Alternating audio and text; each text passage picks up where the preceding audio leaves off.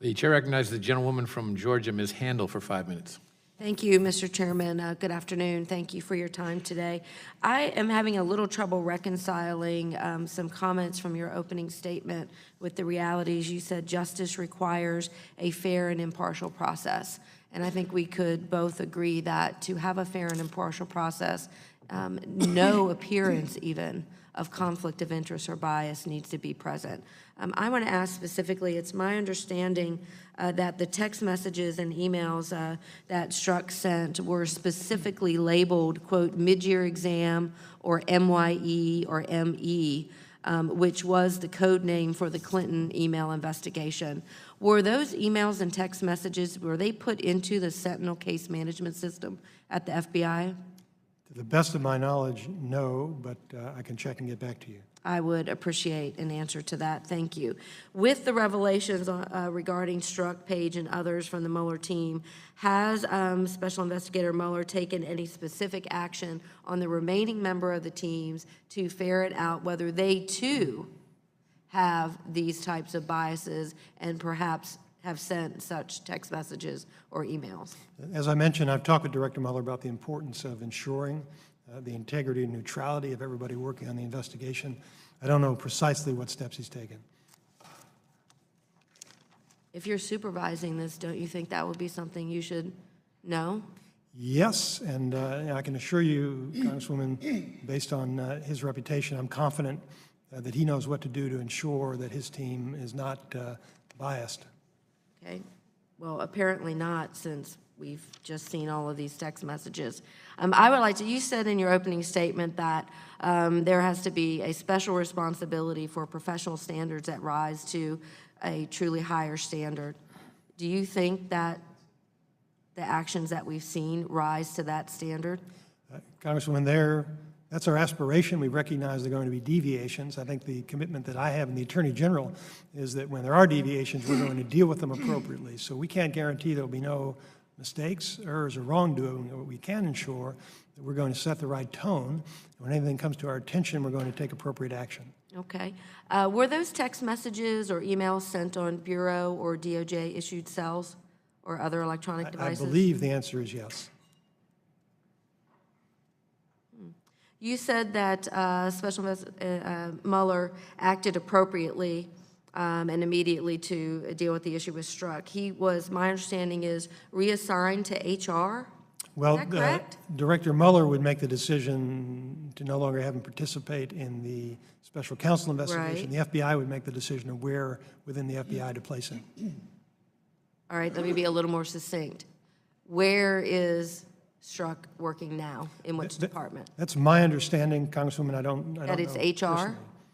That's what I've heard. I don't know specifically. Okay, it was reported that way. That would be very interesting. I would like to have the answer to that. It's peculiar to me that an individual under investigation by the Inspector General would be redeployed to the very division and department that is tasked with setting workplace policies.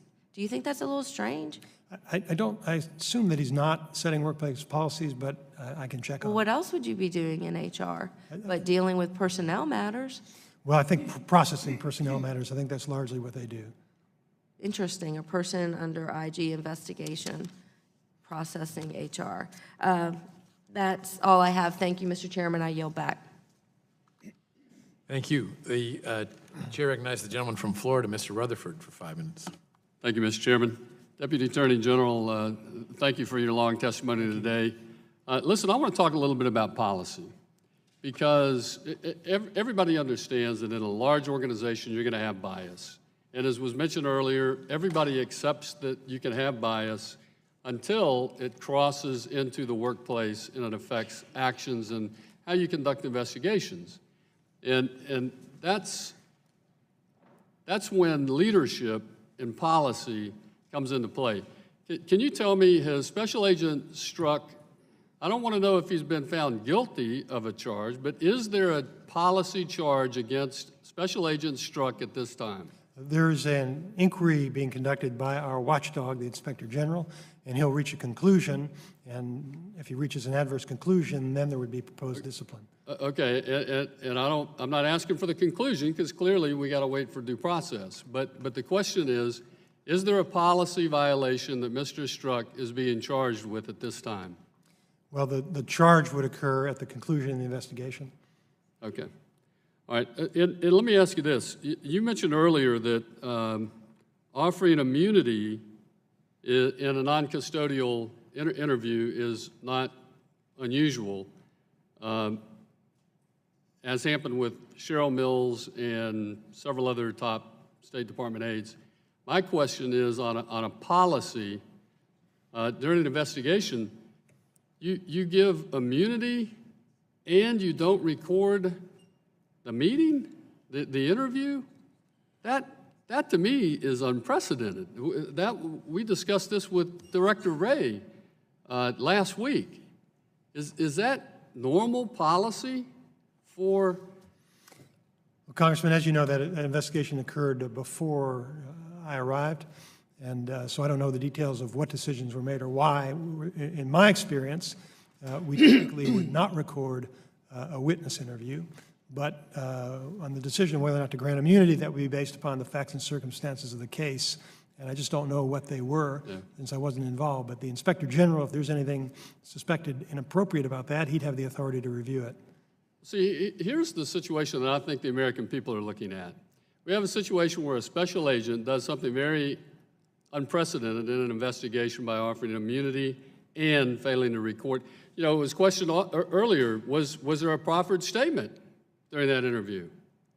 And I don't recall if you said no, but I suspect the real answer is nobody knows because it wasn't recorded. Well, if there had been a proffer, typically that would have been written down. I just don't know, I have no knowledge about what was done in that particular case. Okay, so here we have the situation with Special Agent Strzok, which is really bringing the agency's integrity into question. And what's going to be important is how you and Director Wray address this at the end of the investigation. I get that, and I appreciate that. And we are really waiting to see how folks are held accountable where we think bias has affected their investigative activities. Now, what really concerns me now with Mr. Strzok is after that situation and the others that have been mentioned earlier, do you see any reason that after President Trump's election that the Office of the Attorney General should have any reason to fear his election? No.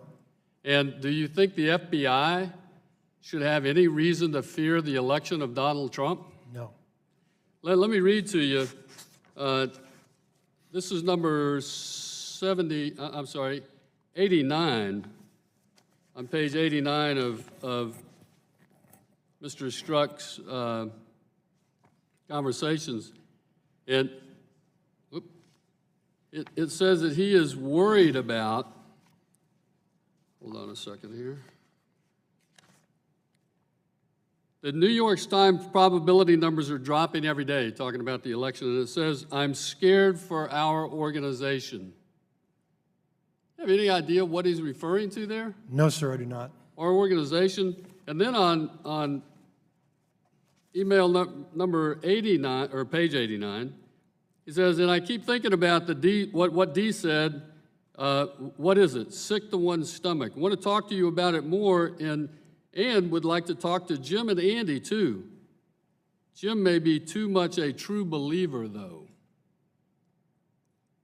Those are scary comments from a special agent talking about other folks within the agency that he's having these kind of political conversations about, and he's worried because of a presidential, the potential of a presidential election. He's worried about what that's going to do to his organization. Can you comment on that? Yes, Congressman. Attorney General Sessions has been clear with me that our mission in this administration is to make sure we run the department and the FBI properly, and if information comes to our attention to suggest there's been any wrongdoing, to make sure we conduct an appropriate investigation that includes due process for the folks who are accused of wrongdoing, and take appropriate action if there's an adverse finding. And I think, Congressman, that I've been asked several times this issue about what reassurance we have, and the reassurance is that that's the commitment the Attorney General and I have made. That's reflected by all of this administration's appointees in the Department of Justice, a really superb, experienced team, and in particular, Christopher Wray, whom the President appointed to direct the FBI, who I believe is well positioned to do a superb job and to promote public confidence in the future. Now, that's all we can do, Congressman, is to commit to you that we will do everything we can in the future to earn and deserve public trust. And in closing, just let me say, if I could take just a moment, Mr. Chairman, I really do appreciate that, and I believe we have the right people in the right seats right now to root this out. But I'm going to tell you, I fear that it runs deep, and I do believe that we have the right people in place, because we have to protect the integrity of all those men and women, all those agents, all those staff folks who are good, law-abiding, hard-working heroes out there, and they deserve an agency with strong integrity like theirs. So thank you for everything you're going to do to make that happen. Thank you very much. And I yield back.